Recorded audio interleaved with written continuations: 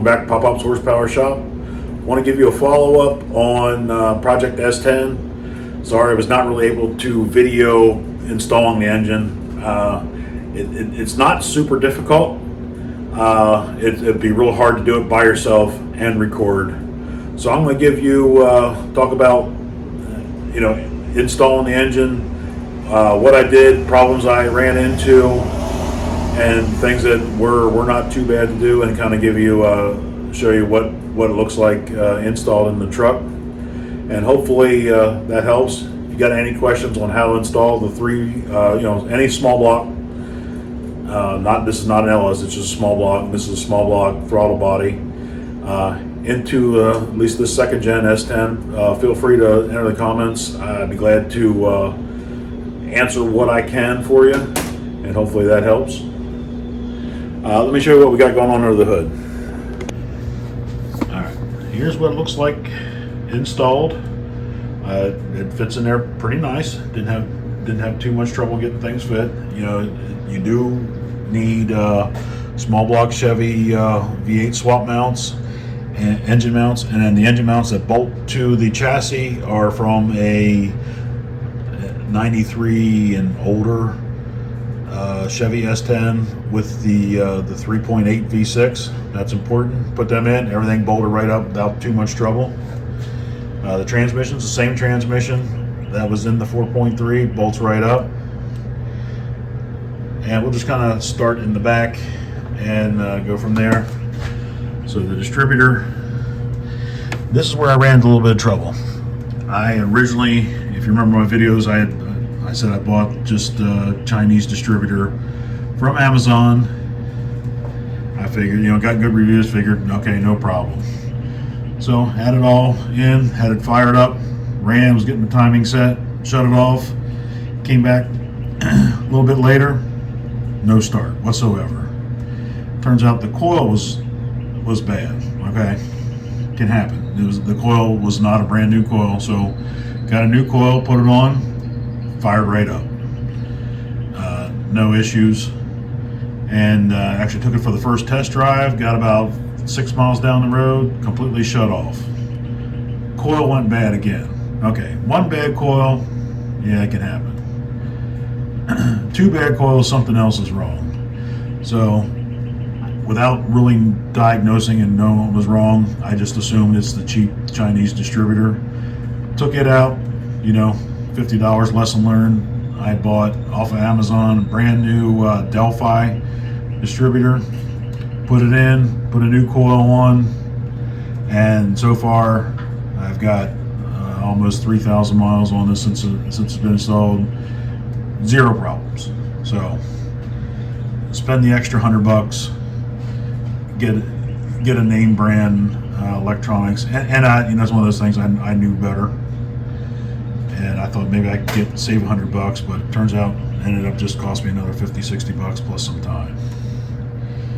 So anyway, that's in, and I'll link the video in the description on setting the timing. This engine especially, stock calls for 0 degrees before, top dead center on the timing. So it had a little bit of a lag. So I advanced it about 4 degrees, and that really perked up the 1500 to 2500 RPM range. And the thing runs real good right now. But behind it, like I said, stock transmission, stock torque converter, didn't change anything on that. When I installed it on the transmission engine mounts, I had to lengthen the holes. I had to slot them a little bit because the engine does sit back. I got it back as far as I could get it, so it's actually back about 3/4 of an inch, and the engine actually is over to the left just a little bit, so I slotted those holes. But the transmission cross brace is in the same location, the same transmission mount and everything, bolted right up. Now I did have to take the drive shaft and have it shortened from the carrier bearing to the back of the transmission. Since it's back a little bit, I had to have it shortened about 3/4 of an inch, and when I was tearing it apart, I noticed the carrier bearing was starting to get bad, so I had a drive shaft shop press on a new carrier bearing for me. They shortened the drive shaft, balance it, and it cost about 160 bucks for that. But it came out, fit perfect, no vibration from the drive line, so that works out good. Moving on to the TBI, I did a full rebuild of the throttle body. The injectors that came on this engine when I bought it, they were completely seized up, shorted. They did not work at all, which may be why this engine didn't run. It was sold so cheap. So I did not cheap out on the injectors. I bought 2 brand new AC Delco injectors for the 305. Put them in, rebuilt the throttle body. There's several videos on rebuilding the throttle body. They're all about the same. It's actually pretty easy. Just make sure you have a razor blade scraper, get everything nice and clean, and take your time, put everything back, and it, had no issues on that. It has a new idle air control valve put on, and the stock 4.3 fuel lines. Let me see if I can get you a shot. They did connect to the throttle body. I did have to leave off the support mount that bolts onto the back of the head. I just left that off to gain a little bit of room. Had to stretch them just a little bit, but they do bolt up, and had no issues with that. Throttle cable. So this one was a little tricky. So the throttle cable off the S10 was really, really long. It had a different end, just the way it was made. So I thought, all right, went to the salvage yard. I pulled the throttle cable out of a 1995 Chevy Suburban that had a 350 throttle body on it. Figured, okay, go ahead and use that. Well, the cable part actually worked, but it was actually, the cable inside was actually too long, and I could not make the gas pedal work. So I just bought a universal throttle cable kit off of Amazon, and then when I was looking at it, I liked the way the factory cable clamps into the mount and everything. So I just pulled the factory cable out and installed the cable that came with the universal mount, and put the correct ends on inside on the gas pedal. Ran it through, trimmed it to fit, and it just set screws into here. This bolts down tight and has the C-clip on there. Everything works nice and smooth, no issues there. And I did pull this. This did not have cruise control, so at one time I did replace the steering column with a tilt wheel that had cruise control. So I just added this cruise control module, pulled it from the junkyard. It was actually out of that same 95 Suburban. So I ran through there, and it connects right here. And one nice thing on, I think it's 97 and older S10s, it actually has this wiring harness just tucked in back here with a cap on it, and that plugged directly into the cruise control.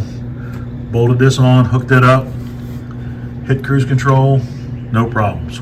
Works great, no issues with that. Headers. So these headers are just, I bought them from Jegs. It just called for their small block, straight plug S10 headers. As you can see, they do clear the steering shaft. Doesn't have any problem with that. And the nice thing, it does clear the metal shifting rod on these older S10s. So I had no issues with clearing the shifter rod. It's close. It might touch a little bit. Has no issues going in and out of gear. This side, this is the passenger side.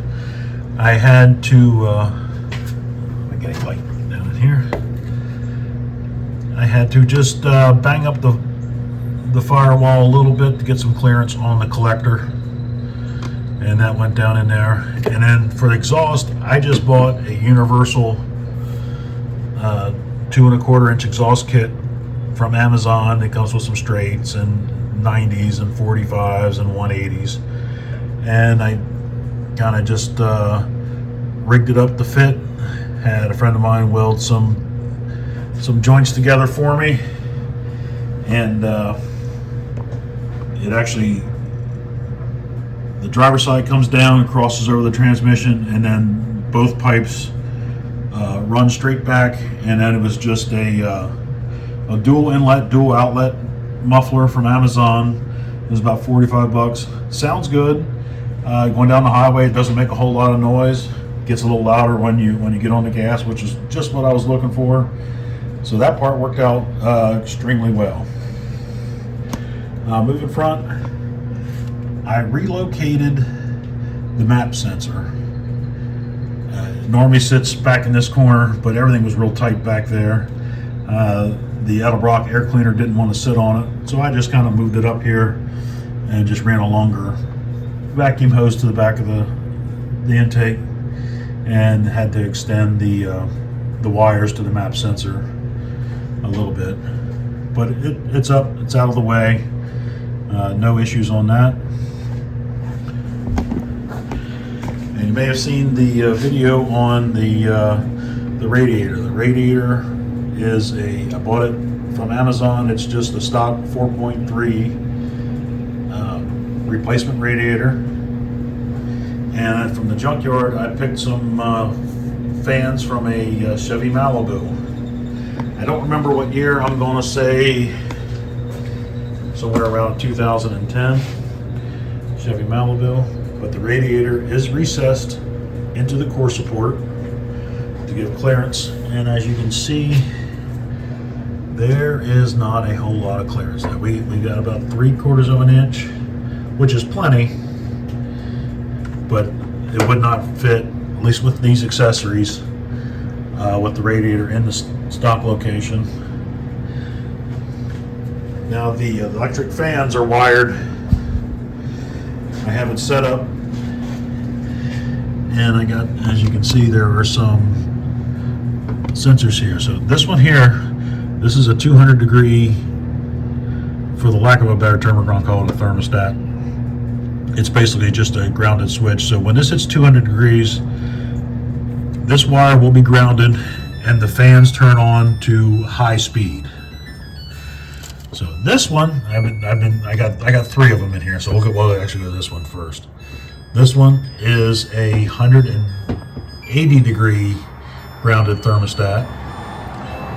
So when this one hits 180 degrees, the fans will click on low speed. So when you first start it, the fans are not on to let it warm up a little quicker. And then I was experimenting. This one is a 165 thermostat. So right now it's not been warm in Florida, so I'm just doing some experimenting.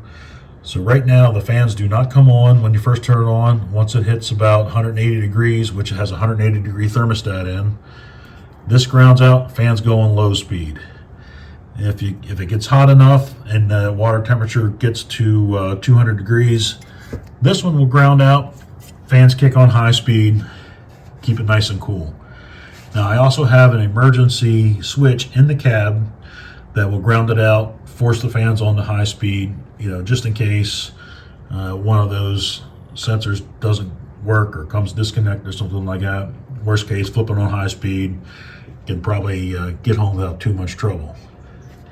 And like I said, it has not been warm here in Florida, but this thing has not gone over 180 degrees. I can drive 10, 12 miles and the fans do not even kick on yet. So that's one good thing. So everything else is, this is off the full-size truck. The alternator had to wire in a plug from the full-size truck. So that's all mounted there. I had to cut this bracket because on the stock one, it has another bracket goes down there, wouldn't fit with the header, so I cut that off. And it is All the front mount is off the 4-point, or is off the full-size Chevy truck. The serpentine setup. The AC compressor is actually from the S10. It was brand new, so I kept that same thing. And all the hoses are actually from the S10. So they're all hooked up. Now the one thing I did have to do is being the radiator is recessed into core support. So normally the radiator is back here and your AC condenser sits right in front of it here. So I had to move. I don't know if we can see it there, but the AC condenser now sits in front of the core support, just behind the grill. And there was actually a pretty good video of a guy who was doing an LS and how he mounted his condenser to the front. And I just sort of copied what he did. So as you can see, we're right here. This is the mounts for the top. It has similar mounts on the bottom, bolted to the frame. So far, so good. Nothing. It doesn't seem to have any issues with that. But anyway, I think that's about it. Really had no major issues getting anything to fit. It just takes a little bit of time and patience. And I can tell you, I had the engine pretty well all put together. So I thought, okay, it's not going to cost much more. Whatever you think it is going to cost, double it, and you're probably going to get pretty close, because it always comes down to there is always something you're going to need, and little things add up real quick. Oh, I do want to talk about the camshaft. Now, you know, if you saw the video of me building it, it is a Howard's flat tappet cam with Howard's direct lube lifters. Now, flat tappets get a pretty bad rap. So so this one actually has a 5-year warranty on anything goes wrong. So it's all the cam, lifters, everything, no problems. And talking to the rep, the technical guy from Howard's, he recommended using the Driven break-in oil. He said just don't mess with anything else. He says it knows it's a little more expensive, but he said it is 100% worth it. So I bought a case of Driven 5W30 break-in oil. I think I got it from Jags. And got a Wix filter on there. The Wix filter part number is 51060. And put 5.5 quarts in it. You know, did the break-in of the cam, fired it up, ran it for 20 minutes at 2,500 RPMs, and no issues break-in. Let it cool down, drain the oil, put another 5.5 quarts, new filter, break-in oil. Drove it for 500 miles, and had no problems with driving. Everything's been good so far. Drained that, and then I put in Driven's, I believe it's just their hot rod oil, is a 10W30 hot rod oil, high zinc, high Z DDP. And I got about 1,500 miles on that oil change, and there was no problems. I did check, I did pull a valve cover just to check, make sure everything's tight. There's no extra valve lash on any lifters like a lifter has been wearing. Check the oil and check the filter. Absolutely no metal in the filter. And this will run at cold. It'll have about 60 pounds of oil pressure, and at idle, hot, it drops down to about 20. Cruising, you're probably in the 40 PSI range on that. So I got about 1,500 to 2,000 miles left on this oil change, and then I have to decide if I want to stay with the Driven oil or Valvoline VR1 is supposed to be high zinc.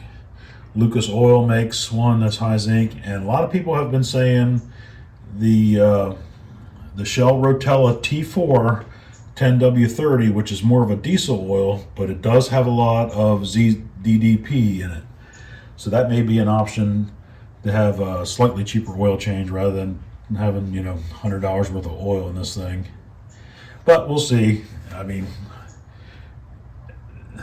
$100 oil, if you know you're not going to have any problems, might just be worth it.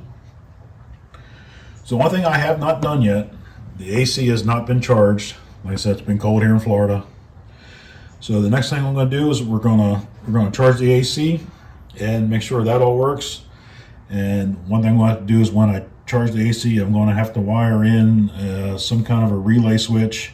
So when the compressor kicks on, the fans will at least turn on the low speed. Otherwise, the AC is not going to work all that well. You're going to definitely need some airflow through the condenser. But I'll do a video when that comes out. Everything else has worked pretty well. No real issues there. I got to do some tidying up on the spark plug wires here. But like I said, if you have any questions, shoot me a comment. I'll answer it as best I can. Thanks for watching. Bye.